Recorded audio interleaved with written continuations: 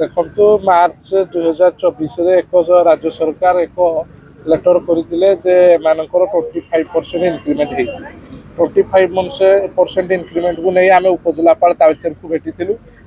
ଆମେ ଭେଟିଥିଲୁ ତା 21/10/2024 ତାରିଖ ଦିନ ଭେଟିଥିଲୁ ଏବଂ ସବ୍ କଲେକ୍ଟର ଅର୍ଡର କରିଥିଲେ ଯେ ଏମାନଙ୍କର ଯେଉଁ ବକେୟା ଦରମା ରହିଲା ବା ବୋନସ୍ ରହିଲା ବଢ଼ିବା ଟଙ୍କା ଏବଂ ବୋନସ୍ ଏବଂ ପାଖାପାଖି ପ୍ରତ୍ୟେକ ପିଲାଙ୍କର ଜଣଙ୍କର ପିଲାଙ୍କର 45,000 ଟଙ୍କା ହେବ।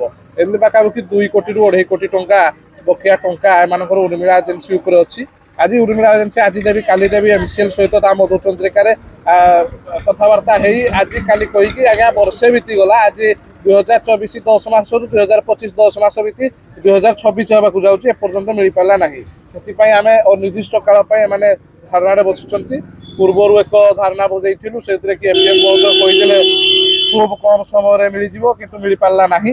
କିନ୍ତୁ ଆଜି ଦୁଃଖର ବିଷୟ ଆମେ ପୁନର୍ବାର ବସିବା ପାଇଁ ବାଧ୍ୟ ହେଲୁ, ଯେହେତୁ ଆମର ବକେୟା ଦରମା ଆଉ ବୋନସ୍ ଏରିୟର ଟଙ୍କା ମିଳିନାହିଁ ବା ଏକ୍ସପିରିଏନ୍ସ ସାର୍ଟିଫିକେଟ୍ ମିଳିନାହିଁ। ସମସ୍ତେ PMPGS ୱାର୍କର୍ସ ୟୁନିୟନର ସଦସ୍ୟମାନେ ଆଜି ବାଧ୍ୟ ହୋଇ GM ଜଗନ୍ନାଥ ଏରିଆଙ୍କୁ ଗେଟ୍ ସମ୍ମୁଖରେ ବସିଛନ୍ତି।